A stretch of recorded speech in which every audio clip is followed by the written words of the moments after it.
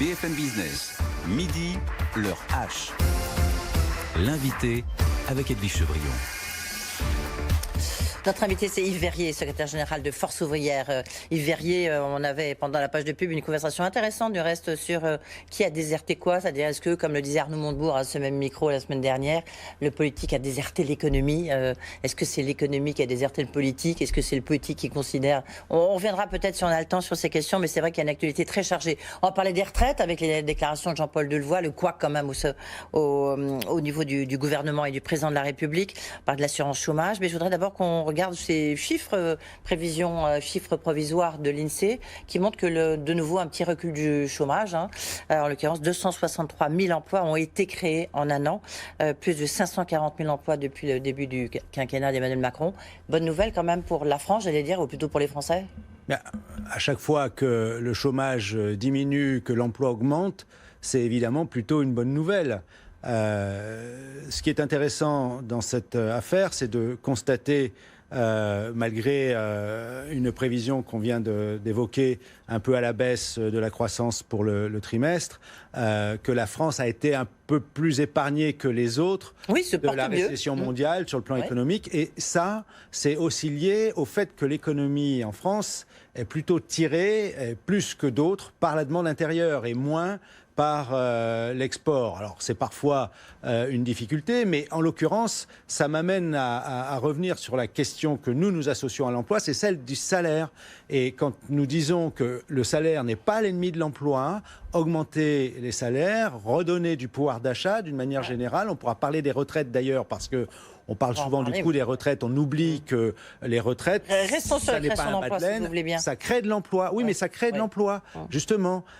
Et donc, c'est plutôt une bonne nouvelle. Maintenant, la question, c'est celle de la nature et de la qualité des emplois. Il y a trop d'emplois créés à durée déterminée et à durée déterminée. Même si les derniers chiffres montrent quand même que ça s'améliore un peu. Ça s'améliore. Est-ce que quand même vous vous dites, finalement, les réformes du marché du travail, il faut reconnaître qu'elles portent leurs fruits?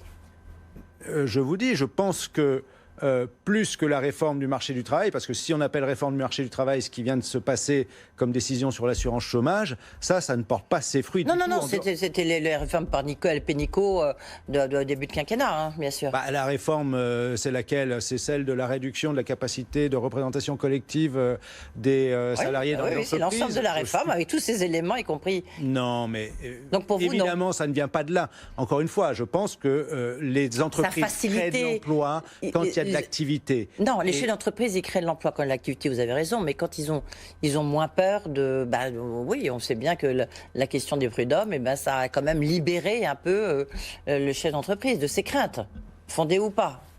On n'a pas d'évaluation de ce point de vue. Je rappelle quand même qu'on avait annoncé des 1000 et des 100, 1 million de créations d'emplois avec le CICE. Il va y arriver. Non, c'est de la création d'emplois naturelle qui tient à l'évolution de l'économie. On a quand même un produit intérieur brut. Quand il a dit 1 million d'emplois, il faut être honnête, quand vous avez dit 1 million d'emplois, c'était pas vous n'étiez pas encore en poste. Mais tout le monde a ri, a même hué Pierre Gattaz. Finalement, il va y arriver. Non, les créations. C'est facile de prendre un chiffre qui, naturellement, on a un pays qui a une croissance économique qui, même si elle est faible, est quand même positive. Donc, s'il y a croissance économique, il y a croissance d'activité. S'il y a croissance d'activité, il y a croissance de l'emploi. Les difficultés que nous rencontrons, c'est qu'on a une démographie qui est assez favorable, qui fait qu'on crée de l'emploi, mais pas suffisamment pour combler personne n'y croyait. Même niveau le taux de chômage. Personne n'y croyait. Personne ne croyait à quoi? Si on a à la création d'emplois de 1 million. Si on crée de l'activité, si on a de la richesse, c'est qu'on crée de l'activité. Si on crée de l'activité, on crée de l'emploi.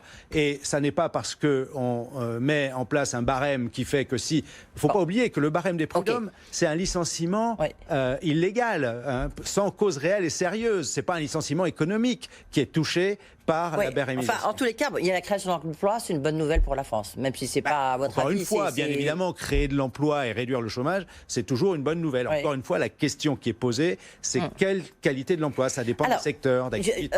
Je recevais vendredi Carlos Tavares qui a reçu le Grand Prix des BFM Awards et le patron de PSA qui va peut-être devenir le patron de quatrième groupe automobile mondial avec le rapprochement avec SR. Il a dit plusieurs fois, hein, il a rendu hommage au comportement responsable, constructif des syndicats, notamment de Force ouvrière, parce que vous êtes à Aulnay, vous êtes le premier syndicat de PSA. Est-ce que sur ce rapprochement-là, vous avez des inquiétudes? Est-ce qu'il a raison de dire on ne fermera pas d'usine sur l'emploi? C'est un peu inhérent au secteur automobile, il y a des hauts et des bas. On a des inquiétudes d'une manière générale sur le secteur de l'automobile en ce moment, hein, qui sont pour des raisons multiples. Il y a une raison conjoncturelle, mais d'ensemble, macro, comme on dit, qui sont liées aussi au débat sur le climat, le rôle de la voiture, avec cette annonce de la fin du moteur thermique en 2040, qui inquiète beaucoup le secteur de l'automobile, de la construction automobile, en termes d'emploi. On sait que la voiture hybride ne demande pas autant d'emplois, c'est 1 pour 5 ou 1 pour 4 que le moteur thermique. Donc il y a une baisse d'activité aussi un peu générale. C'était encore indiqué à l'instant dans le journal. Donc il y a une inquiétude générale. Ensuite, sur PSA Fiat, l'interrogation, c'est effectivement, il y a une assurance sur les implantations, et il n'y a pas d'assurance sur l'emploi suffisante aujourd'hui. Et ça, c'est une inquiétude qui vient s'ajouter à ce contexte un peu plus général. Et donc, le syndicat Force ouvrière est bien sûr responsable, à commencer vis-à-vis des salariés et de leur emploi, évidemment. Ouais. Mais là, sur FCA, vous dites quoi? Vous avez rencontré, est-ce que, c'est pas vous, évidemment, Yves Verrier, mais est-ce que votre délégué au sein de PSA a déjà rencontré Carlos Tavares? Il a eu des engagements? Les engagements, c'est ceux du maintien des implantations. Oui. Encore une fois, sur l'emploi, on nous répond, c'est inhérent. Voilà. Donc, évidemment, on peut toujours mettre sur le compte de tel ou tel mais est-ce que vous dites c'est déjà ça? C'est déjà ça. Assurons-nous que la fusion crée de la dynamique et de l'emploi en France. Et ça, c'est ce qui nous importe. Mais est-ce qu'FO finalement est plutôt favorable à cette fusion? Nous, on est favorable à ce qui pérennise l'emploi et l'emploi des salariés. Mais justement, est-ce que cette fusion va pérenniser l'emploi au sein de PSA parce que nous ne sommes pas pour ou contre, en principe, telle ou telle restructuration ou réorganisation ou évolution. Ce qui nous importe, c'est quelles sont les conséquences du point de vue de l'emploi, du niveau des salaires, de l'évolution de l'emploi. Justement, ça fera peut-être le lien ensuite, parce qu'on a le dossier des retraites, mais le travail de nuit, il y a un projet de loi qui doit être présenté demain, avec une liberté quand même assez grande pour les commerces et les chefs d'entreprise. Quelle est votre position? Est-ce que pour vous... C'est absolument inacceptable. On n'a aucune raison de généraliser le fait qu'entre 21h et minuit, on ne serait plus considéré en travail de nuit dans le commerce alimentaire. Ça n'a pas de sens sur le plan économique, ça n'a pas de sens sur le plan de la consommation, et ça a surtout un sens qui est celui de dégrader les conditions d'emploi des salariés concernés. Ça a un sens sur le plan de la consommation, Yves Verrier. Je ne sais pas si vous arrivez peut-être de faire vos courses quand même parfois parce que vous sortez tard de Force ouvrière à partir de 21h. Donc je veux dire, il y a des habitudes qui évoluent beaucoup. Voilà, après, il faut des protections. Mais ça, c'est toujours la même chose. À partir du moment où vous créez de l'offre, vous aurez toujours quelqu'un qui utilisera l'offre. La réglementation, elle a pour objectif de réglementer l'offre, y compris du point de vue et avant tout des conditions de travail des salariés. Le travail de nuit nuit à la santé. On va parler des retraites. On nous dit on va mettre l'accent sur la pénibilité dans le cadre de la réforme du régime universel des retraites. Et là, on nous dit tout d'un coup que travailler dans le commerce alimentaire de 21h à minuit, ça n'est pas pénible. Il ne faut pas oublier que le travail de nuit, c'est très encadré. Il y a bien sûr des compensations en termes de rémunération. Là, on va toucher au portefeuille, y compris des salariés concernés. Il y a des compensations obligatoires en termes de repos. Et puis, il y a un suivi, un encadrement médical et des dispositions qui doivent être prises en termes de priorité à l'accès en emploi de jour ou en fonction de la situation personnelle, la possibilité de refuser de se voir imposer un travail de nuit. Bref, le travail de nuit, ça n'est pas rien. Donc, est-ce que vous dites, parce que vous étiez déjà contre le travail le dimanche, donc il y a eu des protections quand même qui ont été apportées, des garde-fous, il y a eu des augmentations de salaire, il y a eu des augmentations pour amener ses enfants à la crèche, bref, il y a eu quand même pas mal de garde-fous. Est-ce que moi, vous dites, il faut au moins la même chose pour le travail de nuit? Le travail de nuit touche à la santé des salariés. On sait qu'un travailleur de nuit a son espérance de vie sur une longue carrière qui peut être affectée par le travail de nuit. Donc, toutes les précautions doivent être prises en matière médicale, en matière de protection de la santé et de la sécurité au travail. N'oublions pas que dans le même temps, on supprime les CHSCT, les comités d'hygiène et de sécurité on les fusionne, au travail. On les supprime dans certains endroits. Si vous avez moins de 300 salariés, ce qui est souvent le cas dans les commerces alimentaires, vous n'avez pas d'obligation de mettre en place une commission spécifique sur la santé et la sécurité au travail. Donc, il y a et vous me disiez les contreparties. Quand vous banalisez, eh bien, vous ne négociez plus de contrepartie. Mais ça veut dire que vous rejetez en bloc le texte, ou alors vous dites, oui. Il faut, on doit négocier, on demande des garanties. Non, je demande à ce qu'on conserve le fait que de 21h à minuit, on est bien considéré en situation de travail de nuit et que du coup, on peut bénéficier, quand on est dans ces circonstances, des garanties qui y sont associées. Et si certains commerces alimentaires ouvrent de 21h à minuit et que ça répond à une demande, eh bien que les salariés concernés soient protégés à hauteur de ce que représente le travail de nuit et soient compensés, rémunérés en conséquence. Vous avez été concerté sur ce texte ou pas? Non. Non?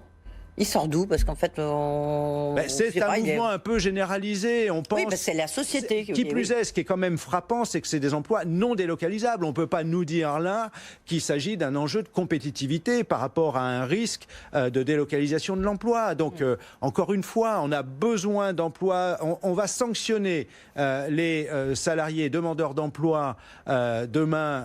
On va rendre plus difficile l'entrée dans le droit en termes d'indemnisation de chômage. On va réduire le niveau de l'indemnisation chômage, nous dit-on, pour contraindre, forcer les salariés à prendre de l'emploi, à privilégier l'emploi sur l'indemnisation chômage. Mais si c'est pour contraindre à accepter ce type d'emploi, on voit bien à quel point ça n'est pas acceptable. Mais bon, vous avez, et parfois je te dis, crié au loup sur le texte sur le travail le dimanche. In fine, on n'a pas vu de contestation massive. Au contraire, il y a des accords qui ont été signés au sein des grands magasins, des salariés. Il y a eu, et il y a encore, et encore récemment, des mouvements de protestation qui ne sont pas du fait des seuls salariés d'ailleurs, parce que ça touche aussi le petit commerce qui se voit en difficulté par l'ouverture le dimanche des grandes surfaces.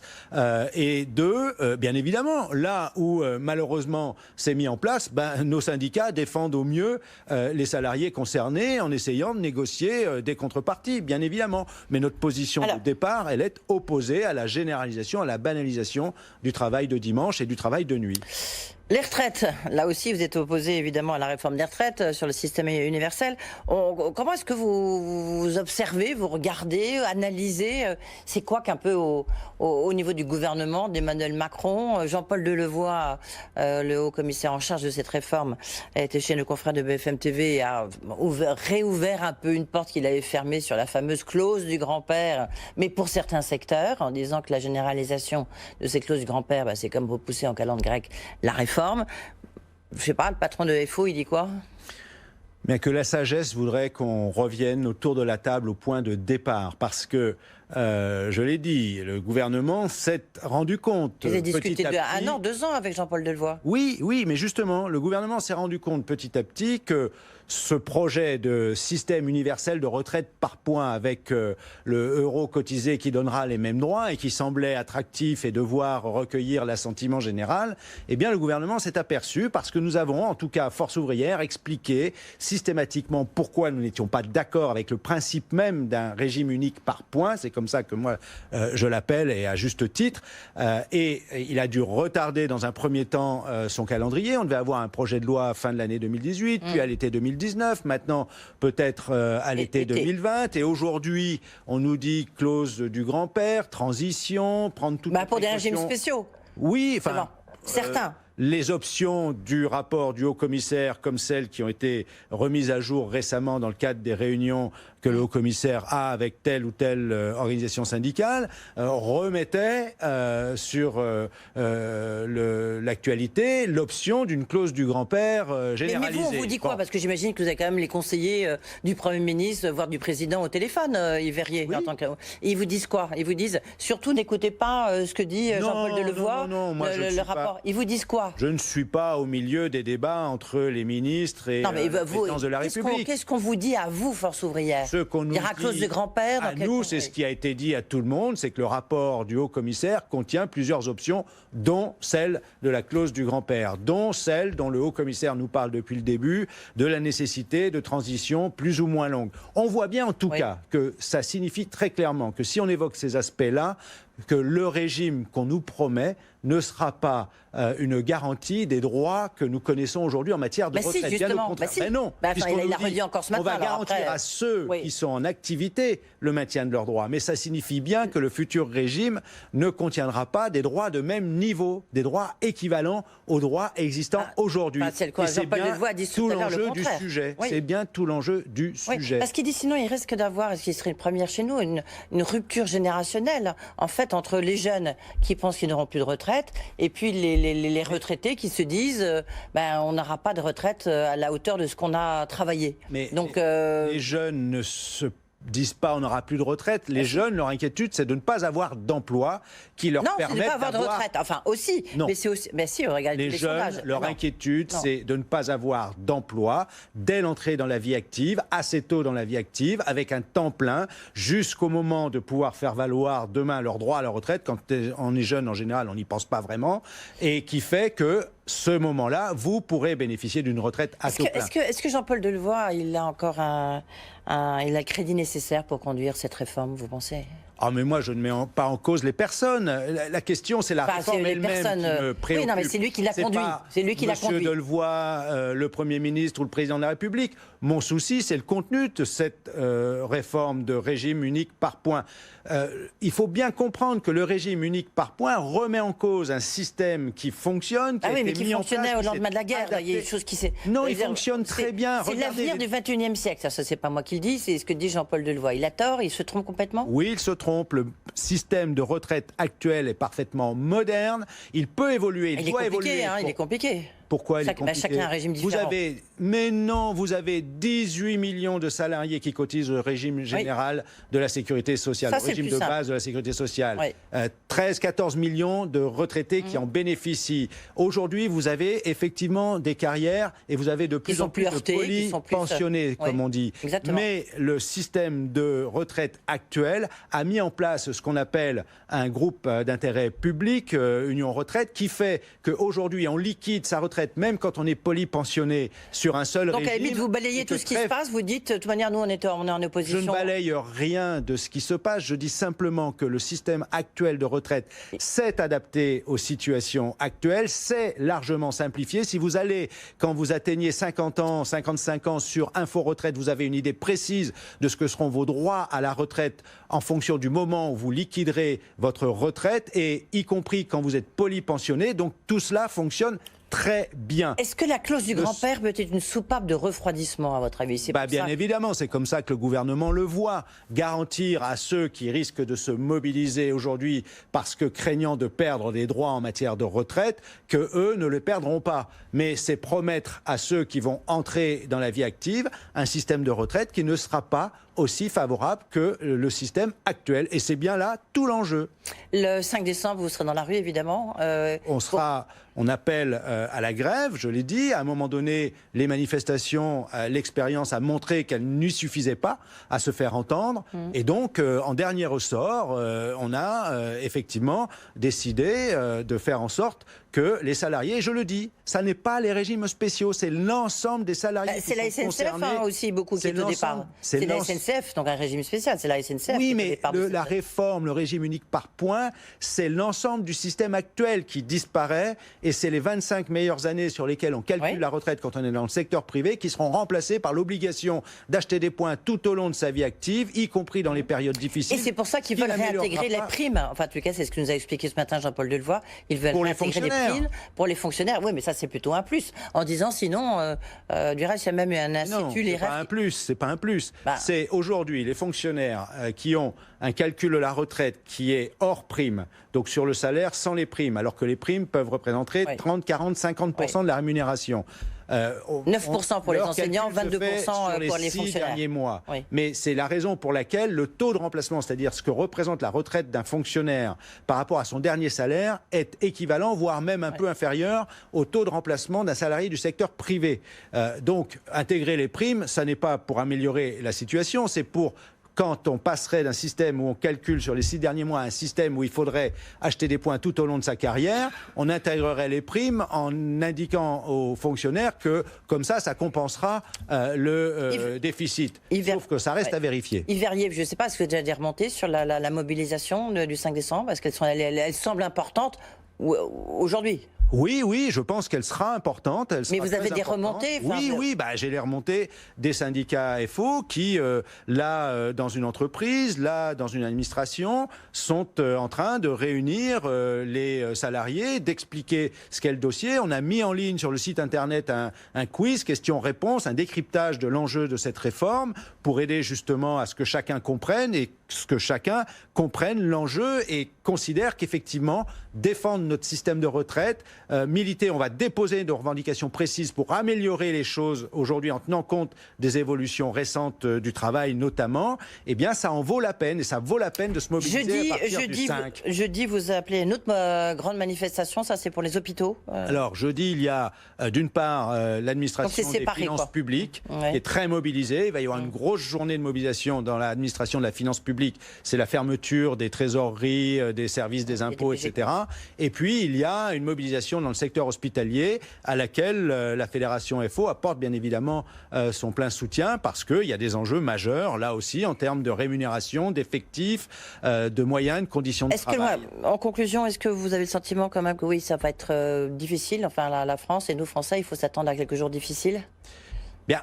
Des jours difficiles, oui, mais les jours sont difficiles aujourd'hui pour beaucoup de salariés, trop de salariés, y compris du point de vue de la retraite. Je l'ai souvent dit, pour beaucoup, 62 ans, c'est déjà trop. Beaucoup attendent avec impatience de pouvoir partir enfin à la retraite quand on est agent à l'hôpital, quand on est salarié dans certains services difficiles ou des métiers difficiles. Par exemple, quand on travaille la nuit, en l'occurrence. Et donc le climat social lourd, on s'achemine vers des tensions sociales fortes. On est dans une situation tendue. C'est pour ça que je dis que la sagesse voudrait qu'on revienne au point de départ, qu'on remette à plat cette question. À ce moment-là, on se trouve vers un régime déficitaire pour les retraites, donc c'est mauvais pour tout le monde. Non. Mais écoutez, on nous dit qu'il nous manque 10 milliards à horizon de 2025. Je rappelle encore une fois qu'aujourd'hui, on sert 140 milliards, c'est M. Darmanin, d'aides publiques aux entreprises au titre de l'emploi. Est-ce qu'elles sont efficaces oui, ça crée de l'emploi. Au titre de l'emploi. Non, personne n'a pu évaluer. Mais 140 milliards, vous mettez des chèvres et des choux. Vous mettez un peu des chèvres. Non, il y a du crédit d'impôt, des allègements de cotisations, du crédit impôt recherche, etc., etc. Mais toutes ces aides ont été faites pour créer de l'emploi. Bon. Eh bien, moi, j'estime qu'on devrait évaluer sérieusement et entre nous, s'il fallait descendre de 140 à 130, bien sûr que c'est pas aussi simple que ça, mais c'est pour illustrer la question. Et ces 10 milliards les mettre dans le régime des retraites, on a équilibré le régime des retraites. Et encore une fois, il ne faut pas oublier que les 314 milliards des retraites, ce que représentent les retraites, c'est pas un bas de laine, ça redistribue dans l'économie. Les retraités consomment de diverses manières et créent de l'emploi. Merci beaucoup Yves Verrier, secrétaire général de Force ouvrière, pour qui cette réforme des retraites n'est décidément pas la bienvenue. Merci beaucoup d'avoir été avec nous.